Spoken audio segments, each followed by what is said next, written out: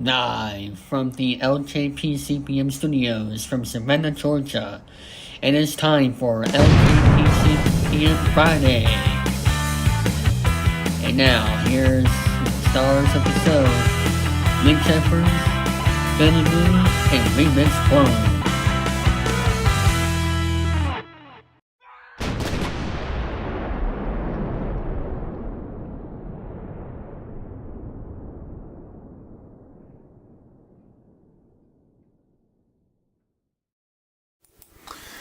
Thank you, David Falzon. Let's begin indeed. Hello, people. Sujaro speaking. World Elgin Fridays, episode number 4 and 30. Join me this episode is Remix Bomb, ladies and gentlemen. Yeah, happy Friday. And I got, not one, not two, but 6 dev topics. I was going to be doing 5, but 6 today. And I got 7 news reports to tell you about. And some notes. But first, a joint topic about Mufasa Lion King and some news reports from Remix. Alright, well, let's see. Well, I'm glad, oh yeah, okay, yeah, that's number. Well, let me, find it. But yeah, so, as Luke said, well, like I said, this was reported by, Billy Moody, who sent us the message. So we thank you, Billy, and, hope, you're not wandering around in the football field in your undies. Oh, God. I'm just saying. Because if you are, you're gonna freeze to death. Yeah. But anyway. So, and this is gonna be, Luke's, topic. I know I'm kind of rambling on, you know. But anyway, yeah, Mufasa the Lion King, coming to 4K Blu-ray and Blu-ray, so, Disney has announced that it will release, of those 2 versions of Mufasa the Lion King, and, let me see, so, and from the movie, the releases are scheduled to arrive on the market on April 1st, which is April Fool's Day. So there's a lot of features and everything. Dolby Atmos, full-length stand-alone. Finding I can't say it. Melody, I pronounce it. Songs of the Savannah. Let's see. Ostrich Age with Timon and Pumbaa. Detective Pride. There's some outtakes, deleted scenes, music videos from the movie. Like I Always Wanted a Brother, and of course the song selections. And on 4K Blu-ray, it is English Dolby Atmos and 2.0 Dolby Digital. So yeah, 4K is gonna look good, and it's gonna come in a steelbook. And I know people are very excited of this, as well as Sonic 3 on 4K Blu-ray. So whatever movie you want to get on 4K, well, more power to you. But yeah, so Mufasa the Lion King on 4K Blu-ray, and it's going to be on digital too on I think February 18th, but it might be even closer to that. But Closer to that, folks.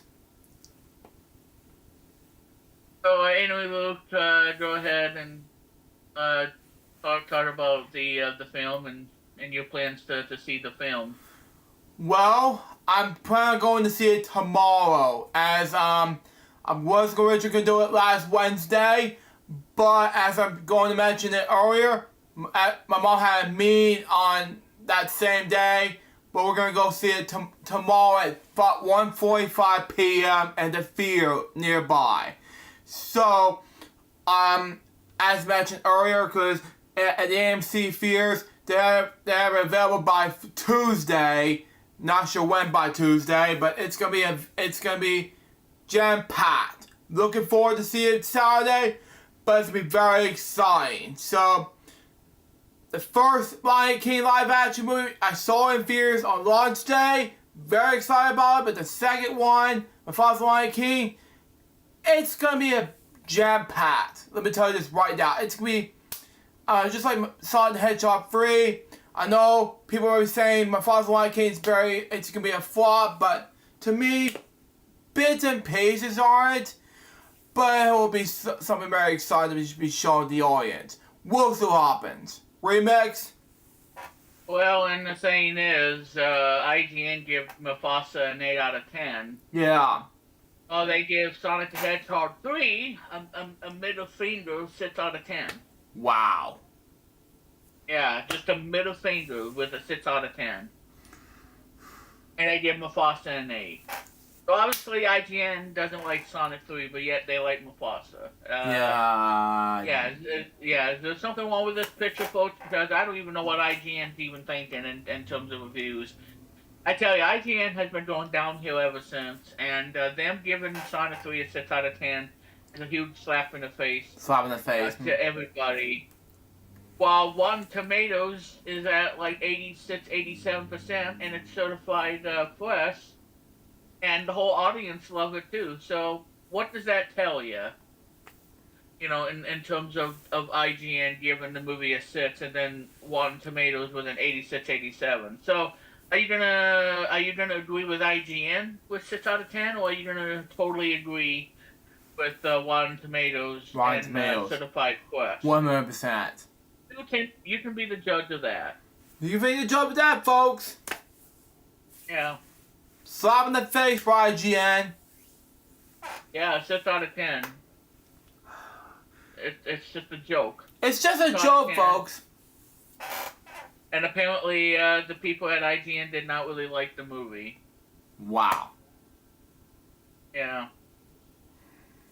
Oh, everybody else in the real world loves the heck out of this movie, and now they're gonna go buy it in 4K Blu-ray and on digital, because it's available now on digital, and everybody's gonna snag a copy of it on 4K. And speaking of which, I am a proud owner of Xbox Series X that I got.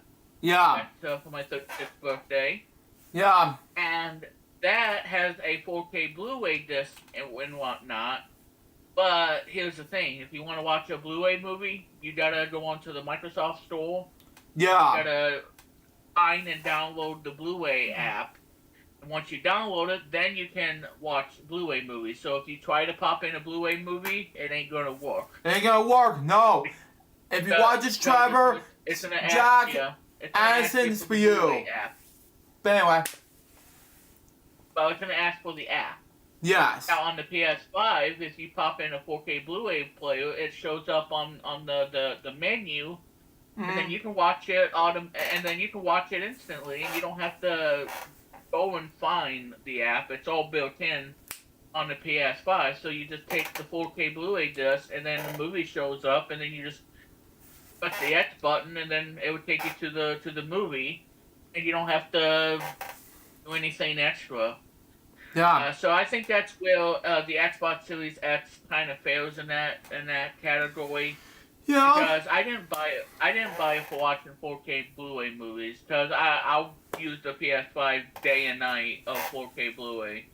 I just bought the Series X for games and everything. Games. But that's where the thing really shines. But I'm sure you can watch 4K Blu-ray movies on the Xbox. I don't know if it's gonna look any good than the PS5. I mean, I'll check it out when I get a 4K Blu-ray movie, because I know what movie I'm gonna get on 4K, and that is one of the best movies of 2024, The Wire Robot on 4K, which is sold out, by the way, on Walmart. Hopefully they'll get it back in stock. Yeah. So I would test it out, see how it looks on Xbox. If I'm going to be really excited, or I'm going to be really disappointed with the playback. At least. Because this is why I have a PS5. Because I think the PS5 probably does a better job of 4K Blu-ray than Xbox. I mean, that's just me. Mm-hmm. But yeah, yeah, so the Series X has a disk drive, which is the only console that has a disk drive, because the new one doesn't have a disk drive because it's all digital. We're living in this all digital crap. And yeah, so I'm fortunate enough to have the disk drive, the Mm-hmm. one that came out in 2020. Yeah. And yes, in November, this is going to be the 5th year of both the Series S and the X models of Xbox, and even the PS5 for that matter. Mm-hmm. Those two consoles are both celebrating 5 years. Mm-hmm. So, so now I have the Series S, which is the all digital one, and now I have the Series X, which is the big one. Mm-hmm. Uh, so I'm now a proud owner of Series X, and yeah, so I'll let you know if how it looks on the Xbox. But like I said, I can't really guarantee you that I'm I don't know. We'll just have to wait and see. Mm-hmm. Um, but for the time being, yeah, I mean it has a 4K Blu-ray thing, and but I bought it just for games and stuff, for Xbox, so I can play games and whatnot, and because like I said on the last Friday show that we did, we talked about the biggest news, which was Forza Horizon 5 that Yeah. we talked about on last week's show, and yeah, and I'm gonna play it when it comes out on PS5. Oh heck yeah, I am, because I am Mm-hmm. so excited for a Xbox racing game that was only on Xbox and Windows PC, now coming to Sony's hardware on a rivals game console. Now, this is a first because again, you gotta go all the way back to like 2001, 2002, when Sega, the who made hardware at the time, they got out of the hardware business and they were strictly a software company. So you know what they did? They bought something that I thought Nintendo players would never ever see on a Nintendo console. That is a Sonic game on a Nintendo platform, Mm-hmm. like Sonic Adventure 2 Battle and Sonic Heroes and Sonic Mega Collection. So you wouldn't have thought that Sonic was going to be on a Nintendo hardware. Well, it turned out to be the case, and yeah, so Sonic was on a Nintendo console for the first time.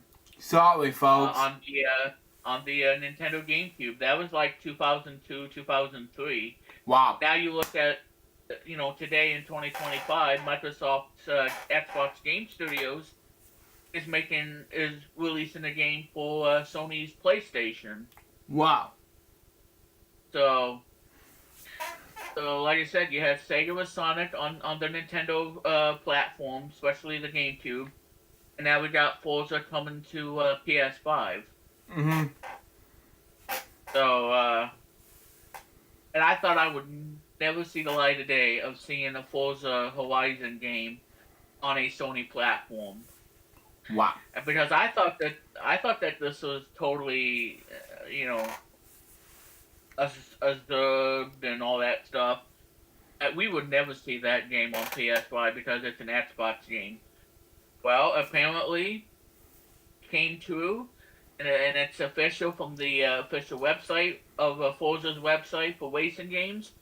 And yeah, and it has a PS5 logo, so that means yeah, this game's gonna be on PlayStation Wow. for the very first time. So,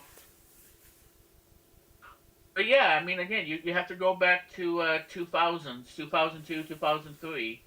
With Sonic coming to Nintendo platforms like Wow. Sonic Adventure 2. Oh, I know, Luke. I know it just blows our minds.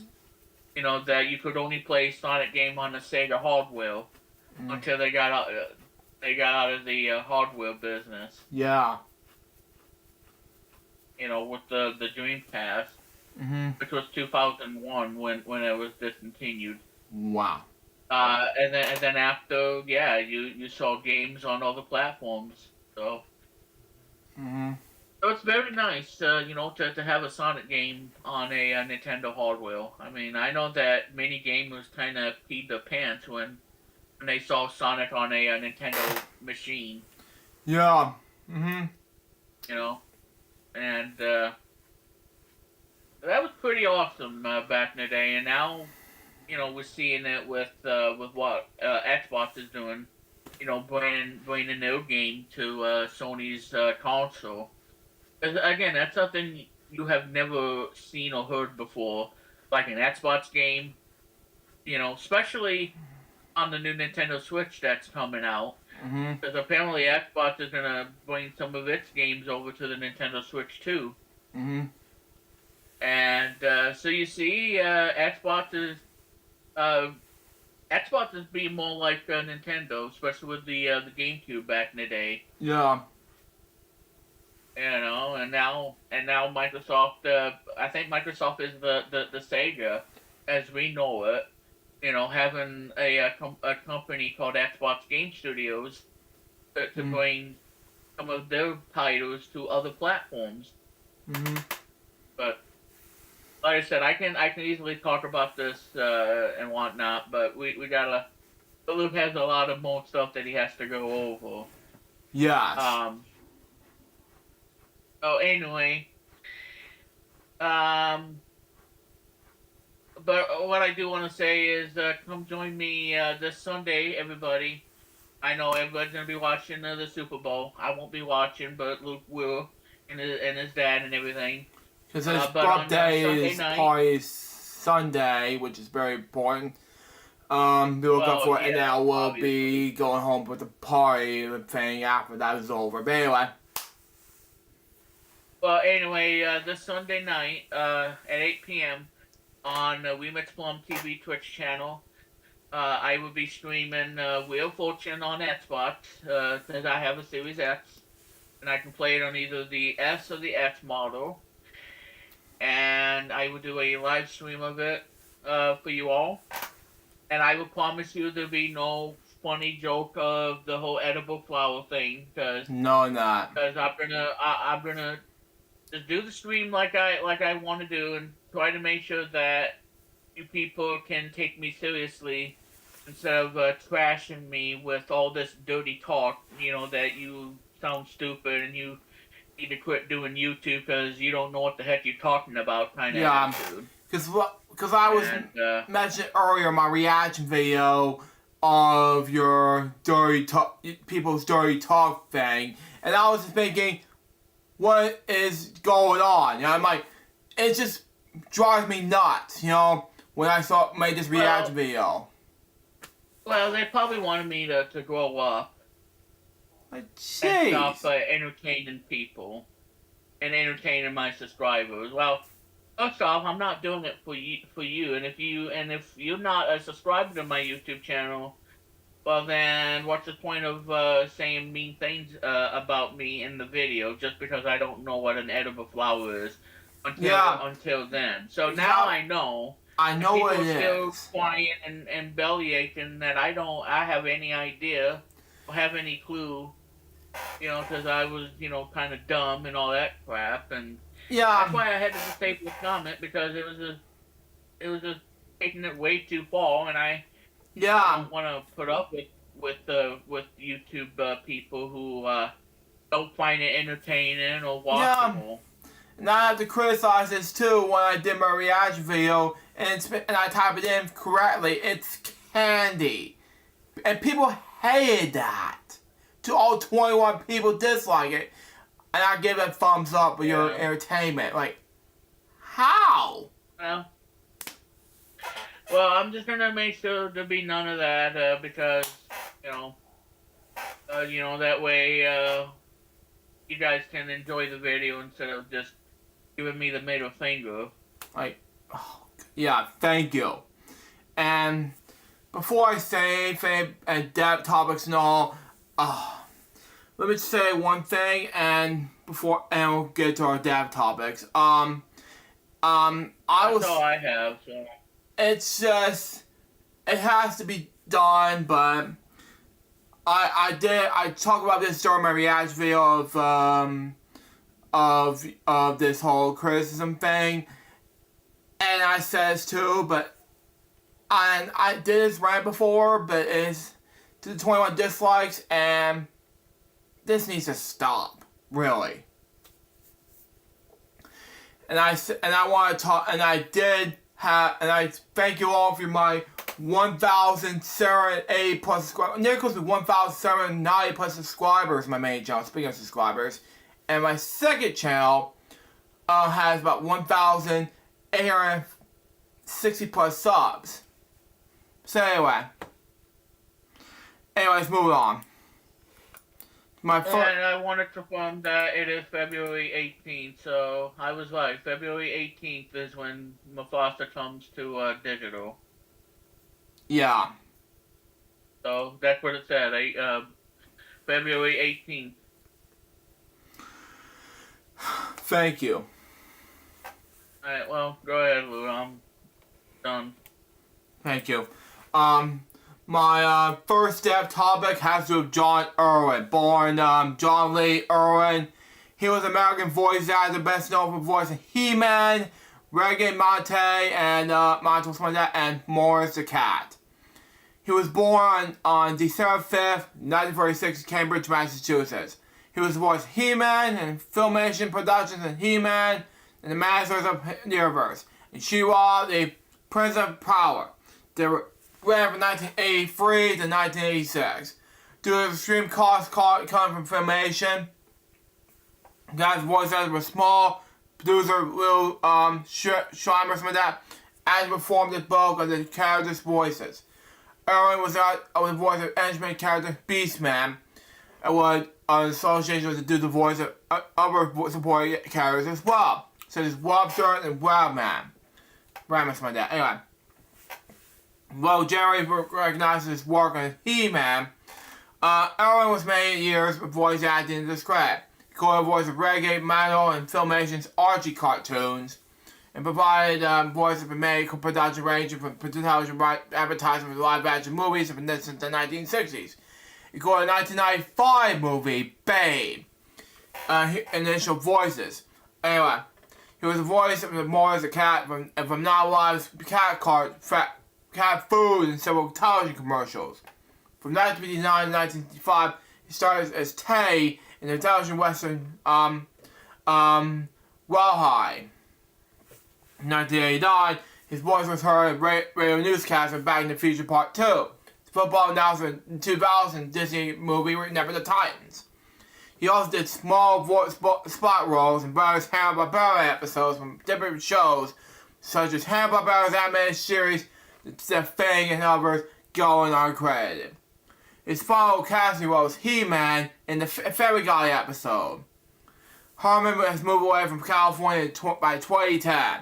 Although his 2019, Alan Hobnader stated he has recently visited Irwin in his retirement community in Falcon Oaks, California. He died in his home in Colorado, California on or around December 20th, 2024. He was 88 years old. His death wasn't announced publicly until December 31st, 2025. The next step topic is to Tom Dwyer, if I pronounce his name. I'm sorry. Born that name, he was American home improvement author, and broadcast journalist. He was born in 1959 and 1960. Anyway, he co-authored with Leslie Stargate, and the nationally syndicated The My Pet Home Improvement Radio Show, broadcast more than 335 stations every weekend, reaching an audience of more than 3 million listeners. His home improvement tips were also broadcast across 350 radio stations weekdays during morning drive time. Talking Magazine named Cashler one of the 100 most improvement radio talk show hosts in America. He also publishes a weekly home improvement newsletters and broadcasts the national radio program. The podcast of the show usually ranked at the top of the home improvement listings on iTunes. Now it's Apple Podcasts like that nowadays. Anyway, Quasar fully controlled content with sites like Oprah.com, AOL Daily Finance, and DIYLife.com. He also served as the home improvement editor for AOL. Provided the site variety of multimedia content. His book, My Home, My Money Pit, co-authored with Sergey, was published by the NAC imprint of the Global Publishers Prize in 2008. He also appeared frequently on a wide range of network news and daytime television programs.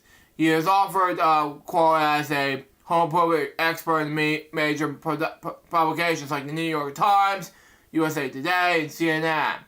He was modeled comments on House Beautiful and contributed to being featured in many national magazines, including Smart Money, Reader's Digest, and Conservative Digest. He's more than 2 decades of experience in the professional house home inspectors. Anyway, former building constructor and Struthers House Arts educator.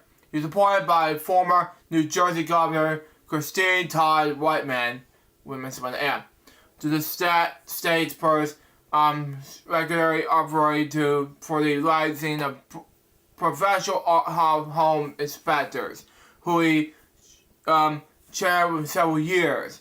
He also held BS Instructional Arts Technical Education for Taichung State College, and completed an international studies program at Oslo and University of Copenhagen in Denmark. He died of a combination of surgery on February 2nd, 2025. He was 65 years old. The next topic is to do with P.H. Murray, born Paul Hugh Murray. He was a British character, actor, and voice actor, known as well as Razors and John Mackenzie, The Wrong Good Friday, and Hatchet Harry Lonsdale, and Guy Ritchie's the film Lock, Stock, and 2 Smoking Barrels. He was born September 23rd, 1938, in Deptford, London, England, where he was also raised. He came to acting late in life. He was previously working as a boxer, as a docker, and as a docker in the Surrey's commercial docks. He began acting when he was discovered by a film crew shooting a scene at English docks. His adopted stage name was P.H. Murray, in order to distinguish himself as the actor Paul Murray. He, as well as being known for his roles as Razors in John Mackenzie's The Long Good Friday 1980, and the Hitman Peter Ham's film Outlands in 1981. He also portrayed Hatchet Harry in Guy Ritchie's Lock, Stock, and 2 Smoking Barrels in 1998, and Jodie Hollick in the sci-fi show 2000 miniseries Frank Herbert's Doom, and his 2003 sequel Frank Herbert's Children of Doom. He died in London on February 2nd, 2025. He was 86 years old. The next death topic is Dennis Richmond. Born that name, he was an American news anchor who spent 4 years in Oakland, California-based KTWTBU. He was born in Rosslyn, Ohio on May 26, 1943. He grew up there. Graduated from Rosslyn High School in 1961. He served in the United States Army from 1961 to 1964 with the 82nd Airborne Division. He attended Wayne State University in Detroit from 1965 to 1967. He then attended Columbia State University's Graduate School of Journalism in 1909 on a scholarship he was offered while working at KTBU. His career began when Richmond joined KTBU on April 23rd, 1968 as a color typist. He became an anchor in 1976. It was one of the African Americans to become chief anchor of the major market TV newscast. He co-anchored alongside Barbara Simpson from 1978 to 1986, and when that to 1986, and when Coral served as a co-anchor from 1986 to 1998, following Leslie Griff through 2006. His last co-anchor was Julie Hayer. During his career, he and his wife settled in San Ramon, California. After 4 years KTVU, 31 as an anchor, Richmond retired on May 26, 2008, his 65th birthday. By the time of his retirement, Richmond has become his highly respected dean of Bay Area TV news anchors. The longest-serving anchor in the Bay Area's history, his final show gained 400,000 viewers, giving the newscast a 50.6 newsline ratings and making him the most popular than Oprah. Wow. He has but one daughter from the previous relationship and 2 grandchildren. Wow. Frank Sorman, a longtime anchor of KTVU's morning and afternoon newscast, C. Richmond, as anchor of the 10 o'clock news. Personal life and death. Darius Richmond was a native in the area of Toledo, Ohio, and served in the United States Army for 3 years. He gambled on driving to California without a plan, found employment with KTVU's, the typist, and never left. He was a member of the board of directors of Child Abuse Conservation Fund, that was the California statewide government agency. He served as a general chairperson of the YMCA fundraising drive with the Alameda County.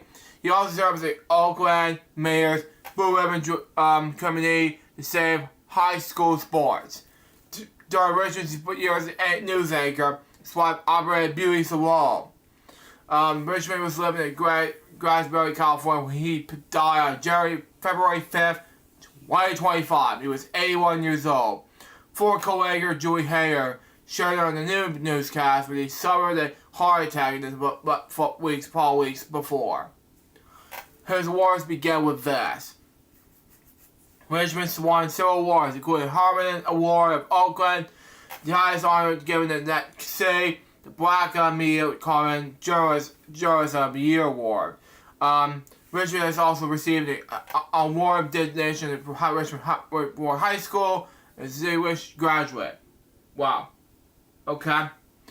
The next topic has to do with Dave Jordan. Born that name, he was an American record producer, audio engineer, and mixer. He was best known for producing, engineering, and mixing albums recorded from various bands in the late 80s and 90s, including the Red Hot Chili Peppers, Jane's Addition, Alice in Chains, Social Distortions, The Offspring, Anthrax, Fishbone, The Meat Puppets, and Spinal Tap. He's also an engineer and mixed albums from Rolling Stones, Talking Heads, and Frank Zappa, among others. However, Jordan has stated he disliked the term producer, preferring to refer himself as engineer. Wow. He was born July 25th, 1949, and his career began with this. He developed his engineering and mixing skills at the Outdoors Recording Studios in Hollywood, California, began in the late 1970s. Engineering and mix acclaimed successful records by artists such as Talking Heads, Dan Byrne, Frank Zappa, Mick Jagger, Rolling Stones, and among others. His career as a producer emerged in the late 80s. Began with albums by Jane's Addition, Alice in Chains. Music Radar say that these albums were against the production sonic qualities of the day. Donated as well as by hair metal bands. Now, Jordan was a quiet hand and shaving such as genre defining sounds. Dave was a great guy. Could recall Jane's frontman Perry Farrell, but I wasn't always sure how he would receive my moves. I remember waiting for him to look up for the other way so I can push the sliders on the desk up higher, something like that. As a producer and mixer, Jordan was also working with such artists such as the Red Hot Chili Peppers, Fishbone, Anthrax, The Offspring, Meat Puppets, Social Distortion, Meat Puppets, some of that. Anyway, he kept doing it twice. Anyway, but Hazard and Scar Wretch. In 1986, Jordan met with replacement about producing the album. We came to the album. Please Meet Me. George Stormy, however, was disqualified factor to be of course the hard party Paul Wersberg and Tommy Shannon were both drunk from Beat Me and expecting a pompous producer that at least attempt to keep it with them.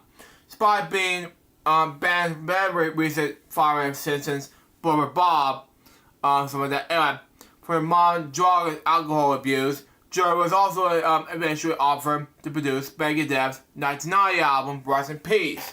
But according to engineer Marcel Ryan, after a few days, David stated the quote was, "I think there was too many guys named Dave around here. We're going to get rid of one of them." And Dave Jones got fired. Wow. By the mid-1990s, Joe felt overwhelmed with the trappings and the success and decided to lie low, working on eventual projects, but primarily experimenting with recording equipment involved in the transition from digital to analog domains. He was a co-owner of Transformer Studio, Burbank, California. He had 2 children, Michelle Jordan Forrest and Brian Jordan. He died on February 5th, 2025. He was 75 years old. We have about live albums to come up with until 2015. He's up until 2025 and 3 years active. My last step topic has to do with Harry Stewart Jr. Born Terry Taras Stewart Jr., he was an officer in the U.S. Army Air Forces as a Serious Flying Cross representative and a flyer pilot who serves in the 332nd Flyer Group. Best known as all African American Tuskegee Airmen. Something like that. Anyway, Stewart shot down 3 German aircraft with 1 per day during World War II. He's the only 4 Tuskegee Airmen, along with Joseph Ellsbury, Clarence D. Lester, and Lee Archer, to have earned the 3 victories in a single day in air combat. Stewart is also a member of the all African American 322nd Flyer Group, weapons pilot team that won the U.S. Army Air Force Annual Top Gun team convention in 1949. Anyway, Stewart also, along with George Ari and fellow 1949 Top Gun winner, George H. Ari was one of the 5 surviving members of the Tuskegee Airmen. The Tuskegee Airmen were awarded the Conjugal Gold Medal in 2006, and in 2019, Stewart will soar into glory, the Tuskegee Airmen's first head account of World War II, co-written by Philip Harriman. He was born in Newport News, Virginia, on Independence Day, 1924. After living near Rodley Field, United States Air Force Base, located between Auburn, Virginia, Newport News, Virginia, Stewart and his family moved to Queens, New York, near Airport and the North Beach Airport, where he was 2 years old. He was married to Dylan Alice friend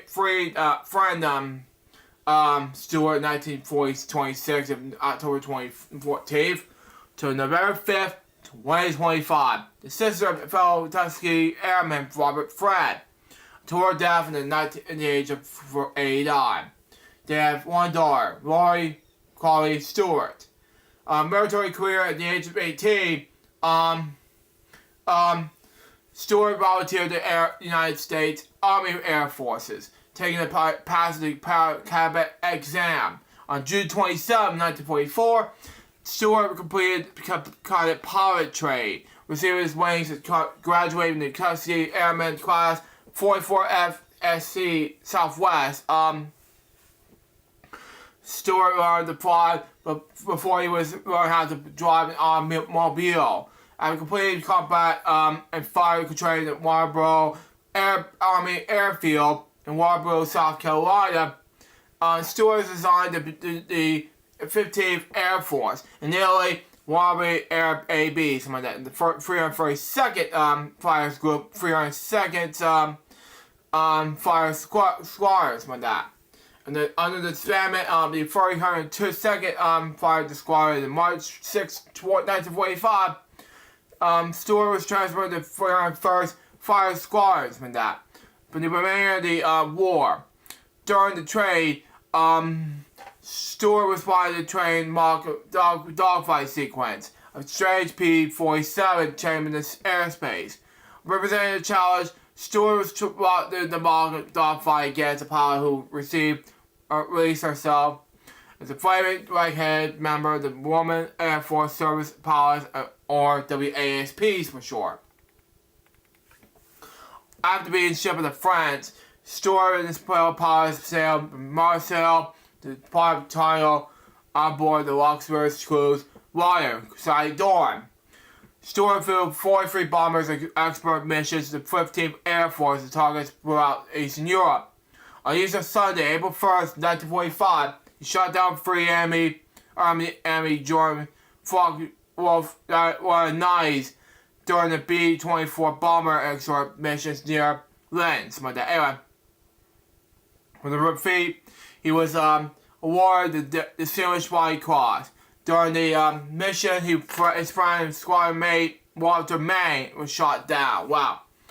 Captured by German civilians, May was launched by the werewolves, a party group of Prussian, German, and Austrian soldiers who were brought in the jailhouse housing man out after the SS. It says the group but kill Matt. Wow. On Easter Sunday in 2018, a result of the invasion, the Austrian government housed Stewart to attend the National Parade held to honor Manning's memory. Wow. Stewart was one of the only 4 Taiwanese airmen to have achieved 3 aerial victories in a single day of combat. The other 3 are Joseph Osbury, Clarence D. Lester, and Lee Archer. Moreover, Stewart is one of the only 9 pre-32 second fire group pilots were the least 3 companies killed during World War II. The others include Joseph Osbury, 332nd Fire Group, 341st Fire Squad, 4 commands kills, 1 possible. Edward L. Tompkins, 342nd Fire Group, 99 Fire Squads with that 4 confirmed kill, 1 possible. Lee Archer, 442nd Fire Group, 342nd Fire Squads with that 4 confirmed kills. Charles B. All, 342nd Fire Groups, 99 Fire Squads with that 3 confirmed kills with that. Larry M. Jackson, 332nd Fire Groups, 99 Fire Squads with that pronounce it anyway. 3 confirmed kills. Clarence D. Lester, 2nd Fire Groups, 100 Fire Squads, 3 confirmed kills. Wendell O. Parrott, 332nd Fire Groups, 302nd Fire Squads with that 3 confirmed kills. Roger Rons, 342nd Fire Groups, 302nd Fire Squad, 3 confirmed kill, 1 unconfirmed. And finally, Harry Stewart Jr., 332nd Fire Groups, 301st Fire Squads, 3 confirmed kills. 1948 Butcher Horror P-47 Firebolt crash. On March 27th, on March 25th, 1948, Stewart took part in something on culmination for the formation of Grassy Airmen Combat Fire Power Supply in the Sumner, South Carolina's Salt Air Force Base, near home base in Columbus, Ohio. Sully Stewart's B-747 Firebolt began to experience service engine failure, spotted up at 20,000 feet. above the mountains when that to eastern Kentucky during a bad thunderstorm. Jesus, how's that gonna help us? Anyways,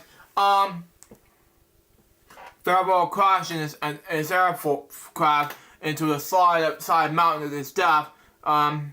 Stewart reduced his aircraft to altitude to 10,000 feet. Wow. Bailing out of this plane, since the P-27 lacked the ejection seat, Stewart slid his convoy back, removed his seatbelt, directed the P-47's nose towards it so it would dip, and safely eject Stewart forward when he was released for the control stick from that. However, slipstream struck Stewart, forcefully prodded him to his aircraft's tail, fracturing his left leg to the tube between the calf and ankle. Heard the door about background. Anyway, after opening his parachute in the clouds, Stewart close to the ground, landed on top of the dead pine tree. Jesus, how can that about? Anyway, with Stewart parachute forming over the treetop, Stewart's party down with 2 feet above the ground, through the tree's dead branches. Oh, Jesus. Anyway, possibly going into the stock. Stewart noticed that he had lost his shoe on his broken, a bleeding left leg. Jesus. Anyway, moving on. His otherwise stock-white sock was now completely blood-soaked. Stewart cut himself down in the pouring rain, crawling under the rock overhang, and removed his white silk cotton scarf, making him torment to stop the bleeding. Jesus, how they can help out? Anyway, on about the hill, Stewart has parachuted his mountains and forests and hills, Barger Hill Hall, Kentucky, a coal mine community in Johnson County, Kentucky. Charlie home of married 15-year-old Royal Webb, 1942, of April 14th to October 4th, 2022 is my next week. Best for known 18. Excuse me. 18-time Grammy Award nominated country music legend Royal Webb. While Royal's location at the time of the crash is under documented with that. Royal's youngest brother, Harry Webb, 1944, September 3rd to July 28th, 2018, was riding the pickup truck band. Along the water, Herman's father, Martin Theodore Todd Webb, 1906 to 1959. Herman was a massive, explosive, unlike anything this family ever experienced, despite living with a cold cap excavated to loud blast. Wow. After Stewart bailed, the P-47 flew across the Webb family cemetery. Wow. Crashed in the hilltop overlooking the Webb family home and created a 10-15 foot deep. Yeez, crater. Over the course of several days, local boys and men began to ransack the crack stack size of that. Eyewitness saw Gwen's 22-year-old moonshiner husband, Oliver Doolittle Lynn, driving his Jeep with silver Stewart's pine prior attacking the side. One of Williams and Hillman's uncles converted the P-47 stainless seals nuts to speaker rings. Yeesh. One of Williams and Hillman's 9-year-old neighbor, Carly Daniels, now on attention, retired and registered cook. Carly Daniels Johnson of Hangers Hill, Kentucky, saw Stewart's white parachute cover the earth, mistaking it was a large white eagle. Carly notified his father, Rob Daniels, 1910-1909, who hopped out and rode on his horses in the hills. Finding the injured Stewart lay lying underneath a rock cliff. On a military for measuring stare down. Lafayette was put an injured Stewart on the 2-second horse Lafayette brought along. Taking Stewart to the Daniels family home, where Lafayette's wife, Mary Daniels, was washing clothes in a large backyard cauldron. Wow. Many tourists bought some bed sheets and some bandaged Stewart's legs. Jesus. After giving Stewart all-purpose moonshine for pain relief, a bunch of Stewart's garden, and he swung off to Rogers of Lent. Yeez. rewarded the stewards on the horse and took him on the mud and gravel the roads towards and the local the main road. From there, Stewart was loaded in the pickup truck and transported to the local Paintsville clinic in Paintsville, Kentucky. Little problem, the van on board for the J.O. Webb, born January 9th, 1951. Best known for the Crystal Grail Grammy Award-winning country singer, music singer, and Henry Webb is Royal Wynn's younger sister. Declining positions as the team watched Stewart place him on the bed and managed from the pain relief. Wow. Stewart recalled being in an awkward state as a result of Marlboro and Moonside as news of plane P-47 crash criticized when that. Local people lined up at the clinic revealed the injured African-American combat fighter pilot. The town's mayor, Alcalon Chandler, 1946 to 1949, visited Stewart following the town's police chief, county sheriff, and the Paintsville Herald news report who ran the story on March 25th, 1948. The article amended Stewart's race. Around 1 a.m. On March 26, 1948, a U.S. AF representative from Columbus, Ohio, arrived at the Paintsville clinic to mix up Stewart. They departed the small rural community without any fanfare or formal send-off from the community. Stewart's wife, Debbie, did not find out about her husband's mountainous aircraft crash until Stewart arrived home. For many years afterwards, local legend and Paisley Falls held the USAF Republic A-4 fighter jets shut down the P-52 bomber shown by the African-American man conducting and bombing one of the town. In 2005, Dave became president of Johnson Country, Kentucky teacher and president of the Vanderbilt Historical Society, tracked down Stewart at his home in Southern Michigan. He also was president sharing the Solar B-52 Radical legend. Jesus. Anyways, Stewart was known that the B-52s didn't even exist in 1948. Wow. 2006, the Vanderbilt, Kentucky Township encompassing Bunker Hall, Kentucky named Stewart as parade marshal for the annual Homecoming Day Parade. During his Kentucky visit, Stewart met the family of Crystal Royal Land Hire Webb and joined tour of Roseburg home. Wow. Winner of the 1949 Top Gun Commission. In January 1949, the Chief of Staff of the U.S. Air Force sent out each Air Force group requesting their participation in the Air Weapons Commissions. 4 months later, May 1949, Stewart joined the 342nd Fire Group, 3-member British Division Air Pilot Team to complete the USAF's initial Top Gun commissions out in the Las Vegas Air Force Base, now Commissions Air Force Base.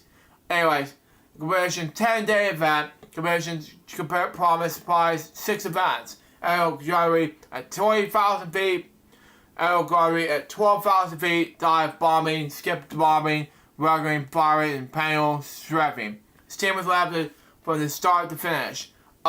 Stewart's team includes the 99th Guards, James H. Harvey, born in 1923, the 400 Squadrons Travis Iron Tremble, September 25th, 1917, died April 28th, August 20th, something like that. August 20th. 2004, 29% squadrons first Lieutenant, 99 squadrons first Lieutenant Albert Alexander. June 12th, 1922 to March 25th, 1953, was served with the Aldrich Pilot and Staff Sergeant Robert A. Johnson at August 30th, 1927 to April 15th, 2017, who serves as the team's aircraft group's chief. Results into a 3-foot-high wind silver trophy sash to the right Patterson Air Force Base. Museum soared to the 55 years. Wow. Labs in the aircraft archives until 1995. Year I was born. Wow. Flying Osbars for F-47Ns, possibly yes, that is. Followers of the P-47 Thunderbolt, Stewart and his team won against U.S. Air Force fire group teams in the far more advanced aircraft. Stewart's team member James H. Harvey remarked, "They know who won, but they're not wanting to recognize us." Reverse service. In 1950, Stewart received the honorable discharge from active duty. He was continued his service as a member of the U.S. Air Force Reverses, where he retired in the rank of Regimental Constable. He head for the military doctors in heart murmur and his childhood about to Apollo. Post-military career.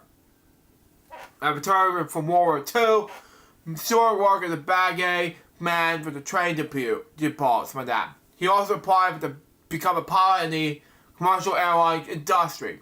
However, two separate airlines, including defunct Trains World Airlines, denied Stewart to become because of his race. In response to Delta Airlines, American Airlines granted Stewart honorary captain status in 2015 and 2018 respectively. As a backup plan, Stewart completed his high school diploma and enrolled in New York University, NYU for short, graduating with a degree in mechanical engineering in 1993. And while at NYU, Stewart served as president of NYU's Stewart Casual and the chair of the American Society of Medical Engineers. Stewart retired vice president of NR Pipeline Company, forming the Wisconsin Pipeline Company in Detroit, Michigan, a large-scale interstate natural gas pipeline system operations. In 2019, Stewart co-wrote the glory of Tuskegee Airmen's first-hand execute of World War II, co-written by Philip Harriman. William Stewart lived in Baltimore Hills, Michigan, with his daughter, Roy Stewart.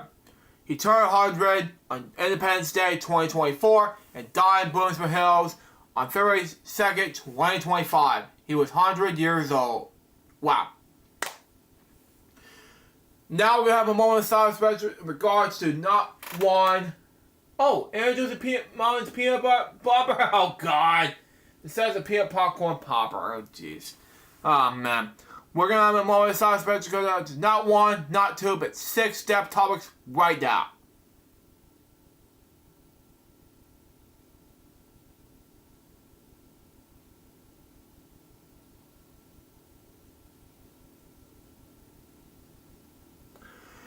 Thank you. Recipes to 6 people, and we're gonna read like at least 7 of those topics right now, and we'll wrap things up. In regards to Super Bowl 59, as Remix mentioned earlier, it's about this is it. Super Bowl Sunday is this Sunday, okay?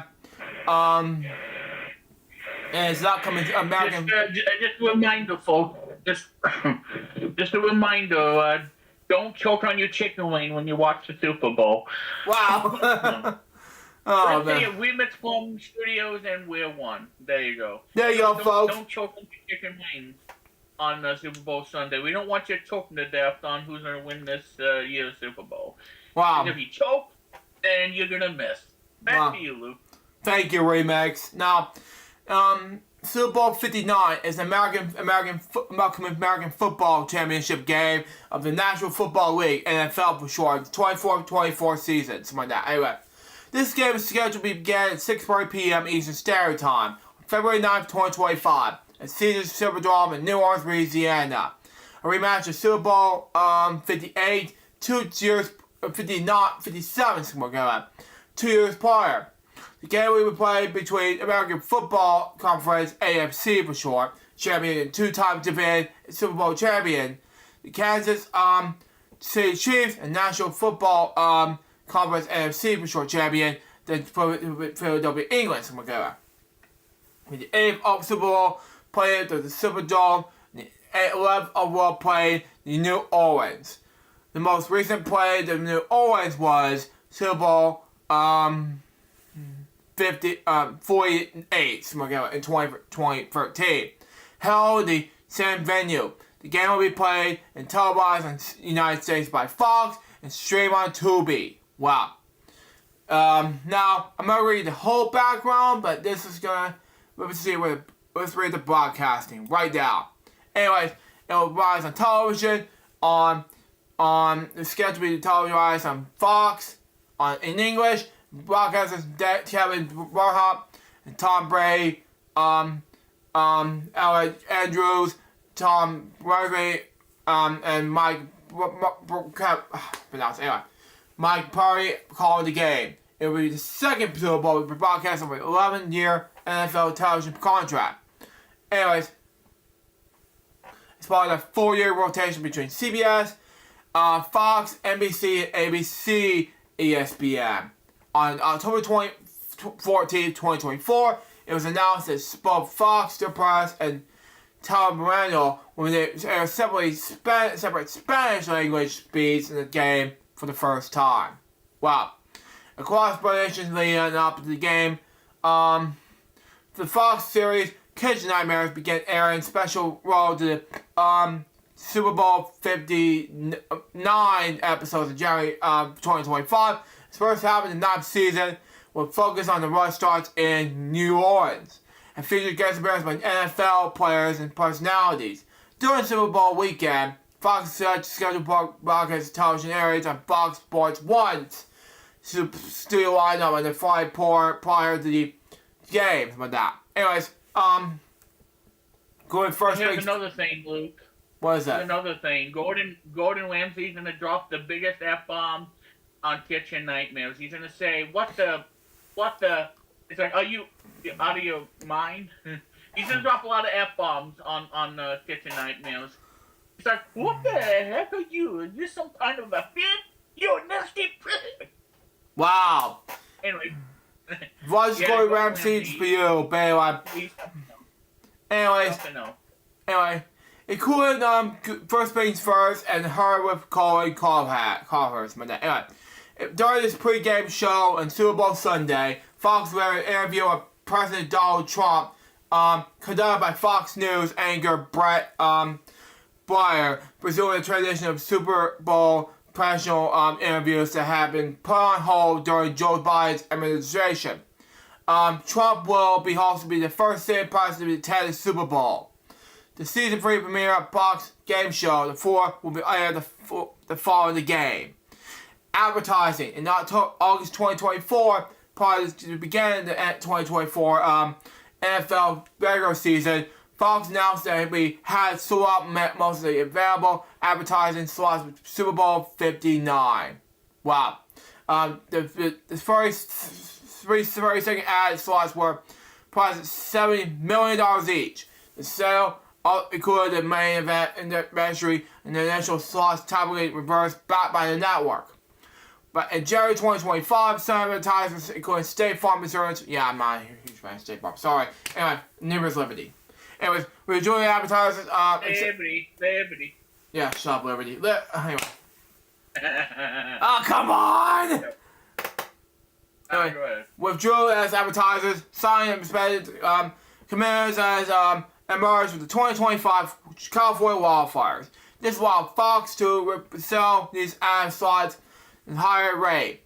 According to reports, some of the newly available slots were sold to $8 million each. Wow. Anyways, yeah, well, no, right? Anyway, advertising extended the pre-game coverage of the event. Traditionally, ads during the segment sold the $2 million for 30-second ad slots for Super Bowl 59. Price rose to $4.5 million of these slots, reflecting increased demand. Streaming. On January 15th, 2025, Fox announced the Super Bowl 59 will be streamed on Tubi.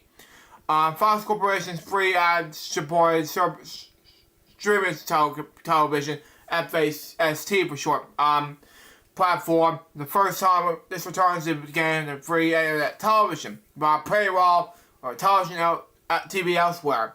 Everywhere from that requirement. The first time since Super Bowl 55. Wow. And Super Bowl 56 had to be available and free on small screen devices. Toby will also stream on additional exclusive pre-game show hosted by Olivia Culpo.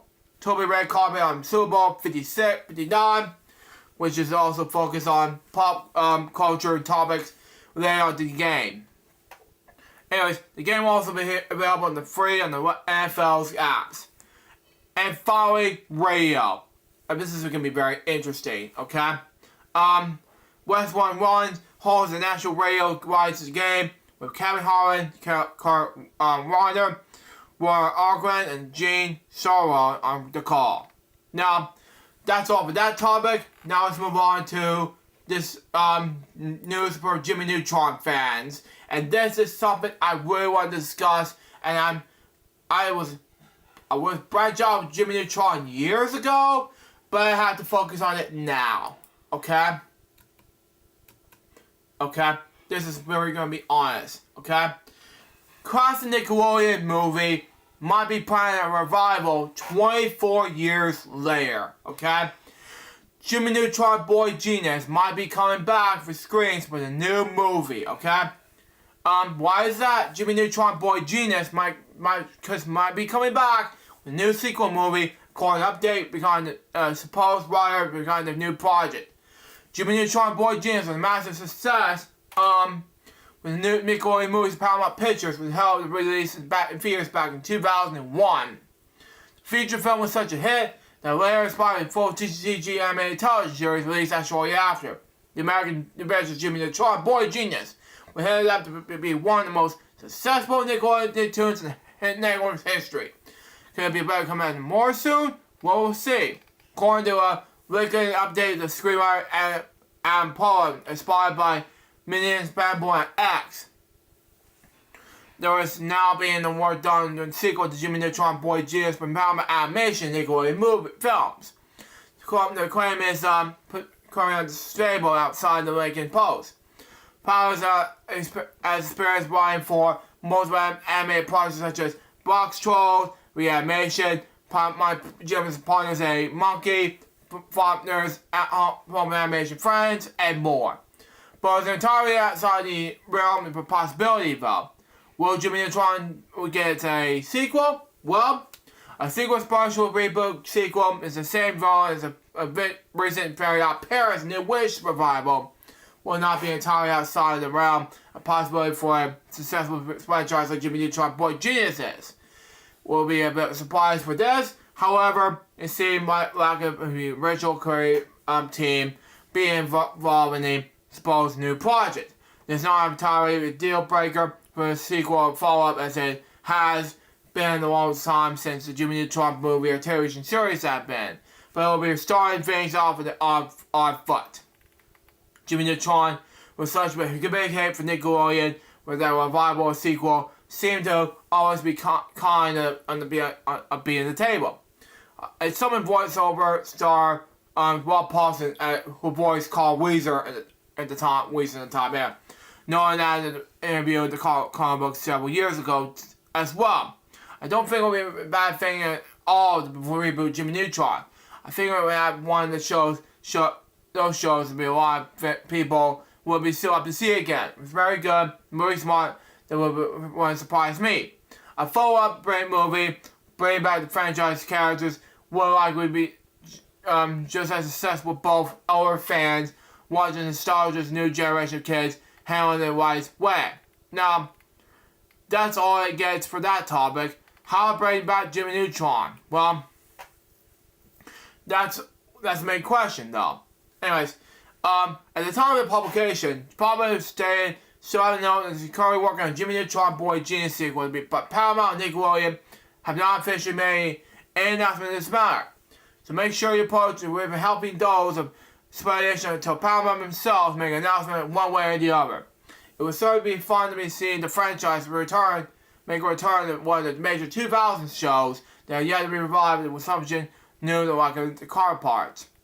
While there has been spin-offs or conditions of parties such as Planet She in 2010, that is, Venus Much More Far's return on the main series. If there is a sequel, then must brought for a Jimmy Neutron project that takes us somehow bring back as many of the original cast as cool as possible. This might make brand new take, and brand new reboot take on Jimmy Neutron. Then started fresh to be tougher than the task than expected. But until an announcement is made, Jimmy Neutron fans will only hope to see a sequel. Next topic I'm going to read you all is Black Sabbath, okay? Now, sadly, Black Sabbath announced reunion show with all 4 original members, and it's gonna be the last one, okay? Now, when I'm saying last one for the reunion, well, let's just say Black Sabbath has been announced back in the beginning one final all-day concert event to celebrate Ozzy Osbourne's last live performance will feature a reunion for the legendary metal band 4 original members. The show will take place on July 5th in Austin Villa in the United Kingdom, and Osbourne's comments, "It's my time to go back to the beginning. Time for me to get back to the place where I was born. How blessed I am to do it, to help the people I love. Bring them to home, the metal, bring them forever." Yes, this is the first time all 4 original members have performed on stage together in 20 years. What are other special guests on the show? Well, you may ask you this answer to this question. I say the show will take place on July 5th, the Villa Park in Aston Villa. Rage Against the Machine's Tom Morello was named the music director of this event. This guitar could commented, "This will be my greatest heavy metal show ever." Wow. In addition to Black Sabbath reunion, Ozzy Osbourne played his own short stay ahead of the performance, and all-star cast and musicians are expected to be involved in the show. Who was on board with this expect, you may ask? Well, Metallica, Slayer, Pantera, Goria, Hailstorm, Alice in Chains, Wrath of God, Anthrax, and Malzor all will play in the initial set. Plus, confirmed guests includes Billy Corgan, the Smashing Pumpkins, David Dorian of Disturbed. If you watch the remix, you've seen this remix, Disturbed for you. Yeah, I like Disturbed. Anyways, Doug McKagan / Guns N' Roses, Frank Bell of Anthrax, Fred Durst of Limp Bizkit, something like that, like Jake E. Lee, Jonathan Davis of Korn, K.G. Dowling, formerly of Judas Priest, Lizzie Hale of Hailstorm, Mike Bourne of Faith No More, Lucy Sell, formerly of either formerly or currently of Quiet Riot. Anyway, Sammy Hagar, Scott E. of Anthrax, Sleep Token, it was the second of the first. Anyway, Sleep Token, Papa V. Parbia of Ghost, Tom Morrow, Rage Against the Machine, Wolfgang Van Halen, and Zakk Wylde, to name a few. More names are expected to be revealed shortly, and we also be known that the show will be served as a benefit. All proceeds will be going to 12 charities as follows. Kurt Parkins, Birmingham's Children's Hospital, and Acorn Children's Hospitals, the Children's Hospitals supported by Alan Villa.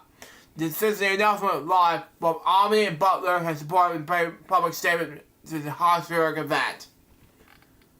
That was a poster see here, and that is on stickers on sale on Valentine's Day at 10 a.m. local time. How to get my tickets? Well, glad you asked.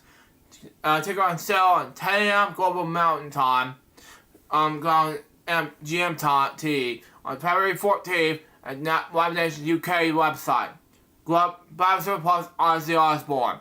Now, Black Sabbath performed in Birmingham in 1988, and the lineup in Ozzy Osbourne, Tony Iommi, Jesus Butler, and Bill Ward remained intact in the first 8 studio albums. And with 1988's Never Say Die.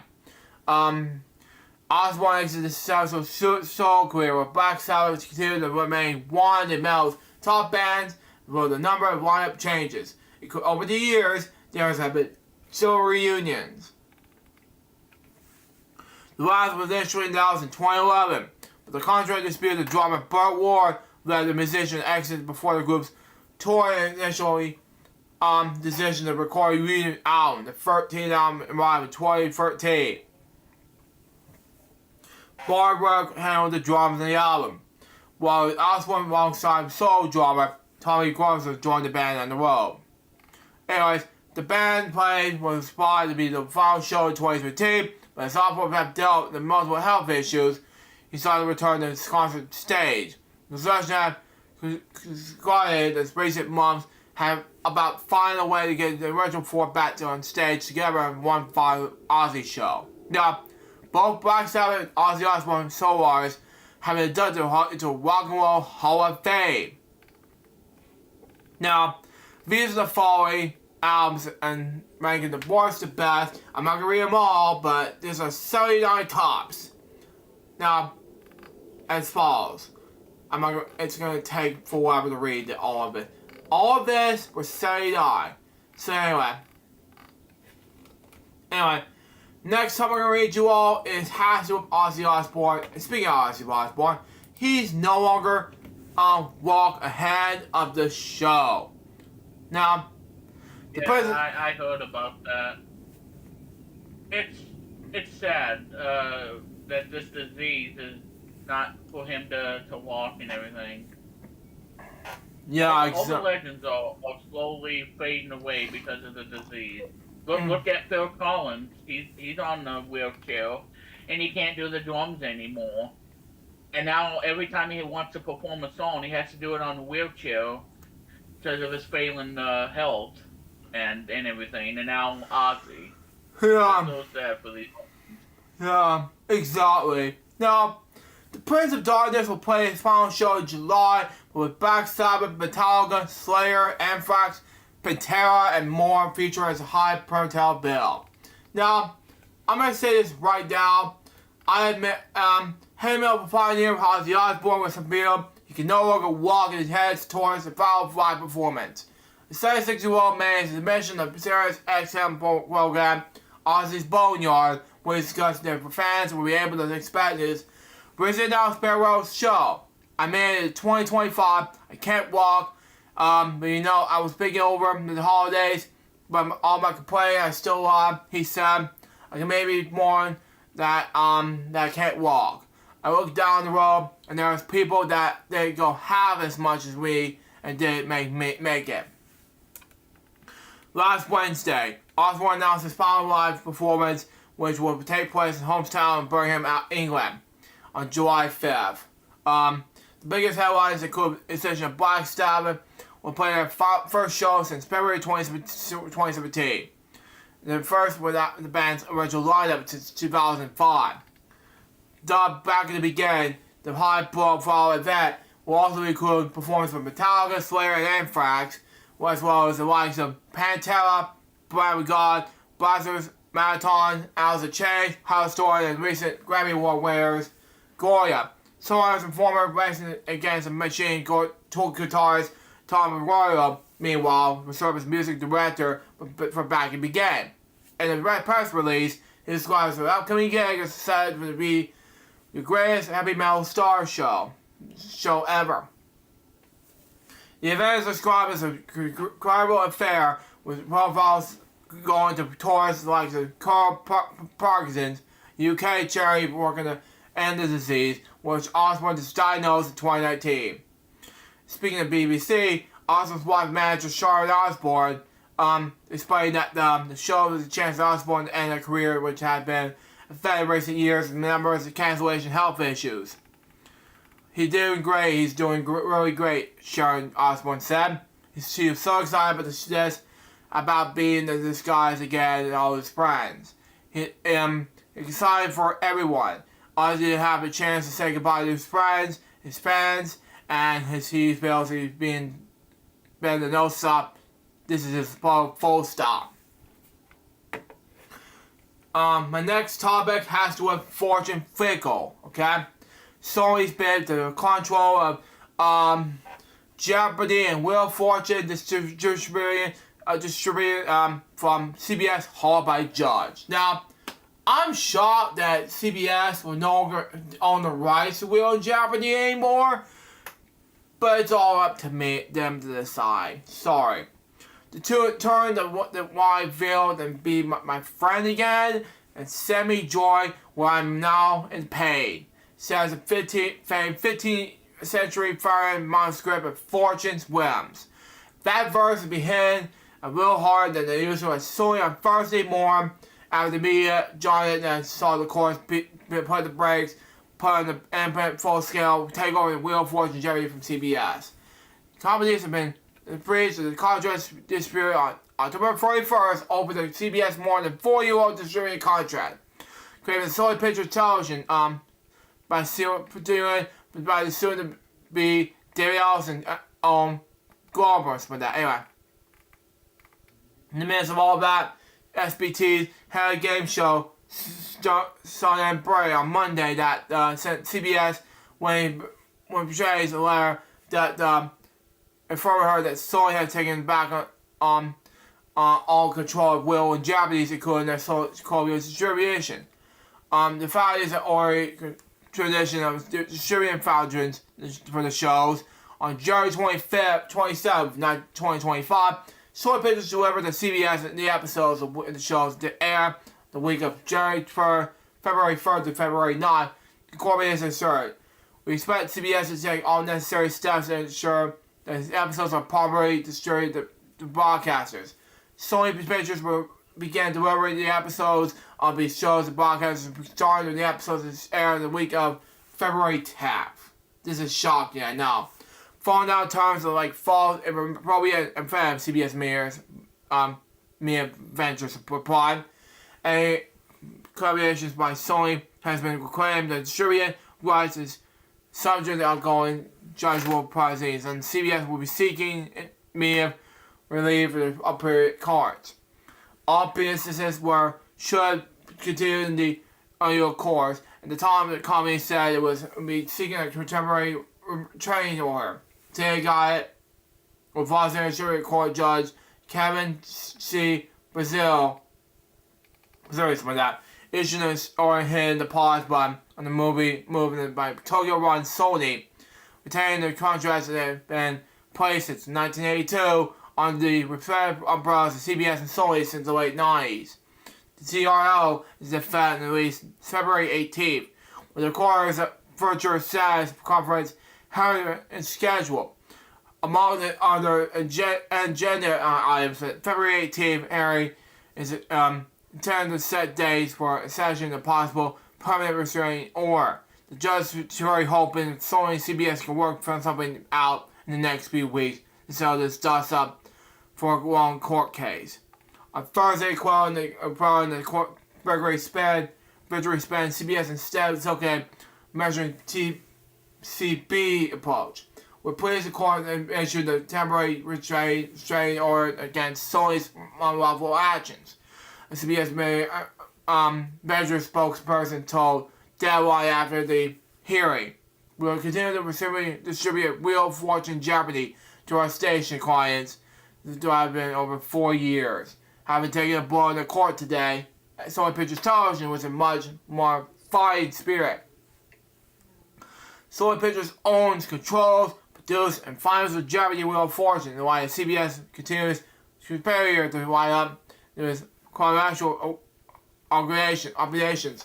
CSPT believes in its law of lawfully, but that anyway, terminated the distribution agreements with CBS and the shows, and accordingly amused with all global distributing functions, or perhaps the division said after hearing it was ordered an issue. Today, the court has been instructed SPT to temporarily cease taking on the streaming on the shows under the court, then to further her from the parties on this issue in the near future, it added. To be clear, the courts have ordered more bearing on is now embellishes the eventful outcome in the ongoing relations. SPT will continue to fight CBS and worries from that misbranding from that on these beloved shows. We will take all necessary legal action to protect our rights. We'll see on February 18th if fortune favors would be the ball that of course favors the long-term contract. Either way, you can bet on it won't be product. That's all for this topic. Now let's move on to the next topic, and that is Deadpool creator cuts ties with Marvel, signing poor treatment. Rob Ford revealed that it was podcast why he was chosen his distance himself from Marvel. Now, Rob Ford, the creator behind Deadpool, saying he was showing his ties with Marvel over how he was treated during the release of Deadpool and Wolverine. The fan favorite creator explained his decision to walk during the latest episode of his podcast series, Observations. And Vanity's follow-up interview of Hollywood Report, why Ford raised the decision to no longer work with Marvel seems how his family was treated in the New York premiere of Deadpool and Wolverine. He stated his family did not get invited to the Deadpool and Wolverine after party. Wolverine outlet, he was snubbed by Marvel Studios and head Kevin Feige on the red carpet. Wow, saddens me, I know. It was meant to be a prize that managed to defeat me, Robin said to Revelations. He had also had to pose a professional pose with the team behind Deadpool and Wolverine, but his publisher later informed him to pose that were deleted. Wow. His beliefs and this the photos were only taken to courtesy. Photos is on Rob Ford's family were included Disney's game Image Roundup. The decision of no longer work with Marvel was made after the Deadpool and Wolverine premiere in July. At some point you go on receiving the message, and the message is clear. He said, mistreatment refers is contrary to how he was treated during Fox releases of Deadpool and Deadpool 2. Wow. He also told the Hollywood Report for short, anyway, that he was invited to involved in the test screens of Deadpool, to first two movies. He was also met to the Deadpool 2 marketing team. They have met me along the ride, for the rides, but that caused zero drama.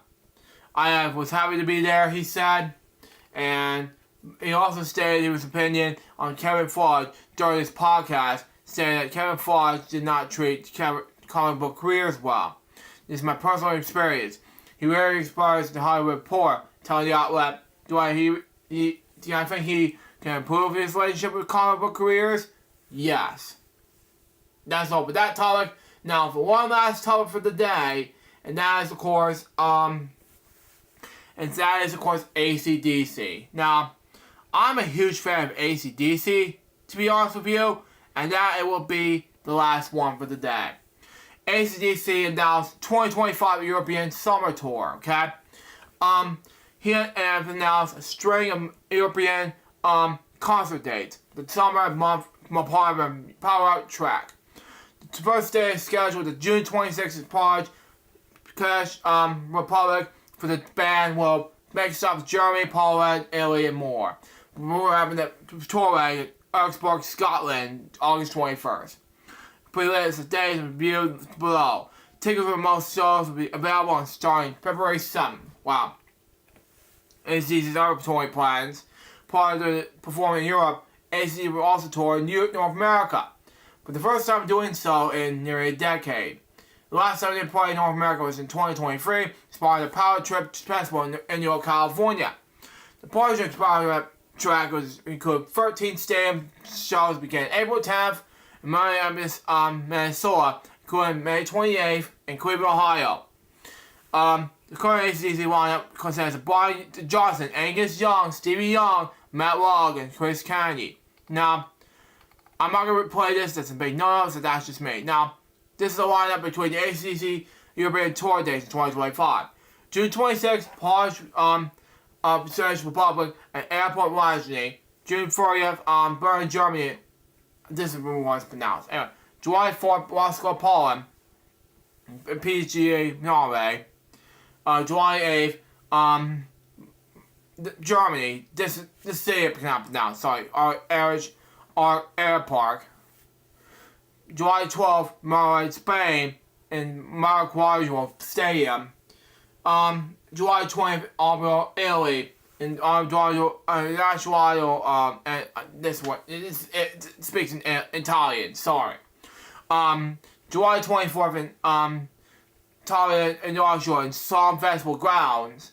On July 28th, in Schönberg, Sweden, in this, I cannot pronounce it, sorry. August 5th, on Oslo, Norway, and, sorry, I'm not speak Norwich, sorry. On August 9th, on Paris, France, in Saudi, France. On August 17th, on Karlsruhe, Germany, on Manchester, Karlsruhe.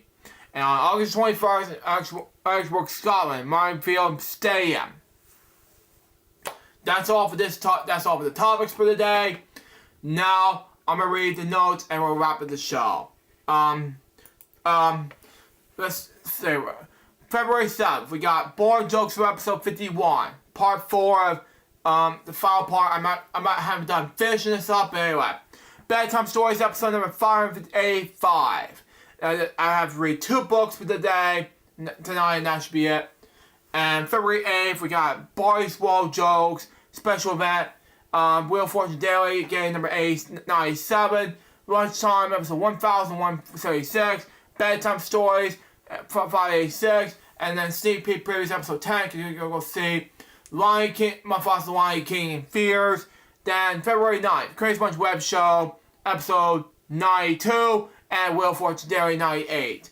Then February 10th, we got Single Tuesdays, episodes 163 to 171. And Switch Saturdays, 154 to 161. And Wheel of Fortune Daily, game number 499. February 11th, we got Weekend Celebrations, 256. And Wheel of Fortune Daily, 100. Lunchtime, 1,137. Bedtime Stories, 587. February 12th, we got the special event, should be special event on Rumble on Valentine's Day, 2025 edition. Ripley's Real Dot and Wheel of Fortune Daily, game number 111. 111, sorry. Lunchtime, Bedtime Stories. And February 13th, as always, Ripley's Wheel of Fortune Daily, Lunchtime, Bedtime Stories. And we'll be back for a brand new episode of Elgin Fridays, which is going to be about part 2 of our Elgin month special anniversary of 18 years. And that will be something very new for Elgin month. Celebrate 18 years of Elgin Social Club this month. So that is going to be huge for Elgin fans out there. So that's part 2 coming up next week. But be on the lookout for that, and that's a huge thing. So anyways, guys, that was Elgin Fridays episode number 430. Hope you enjoy it. Stay tuned. Next one's going to be part 2 of the episode coming next week, and that's a huge one. Till next time, so LJPCBM, Elgin Fridays is going to be soon out. See ya. See you next week.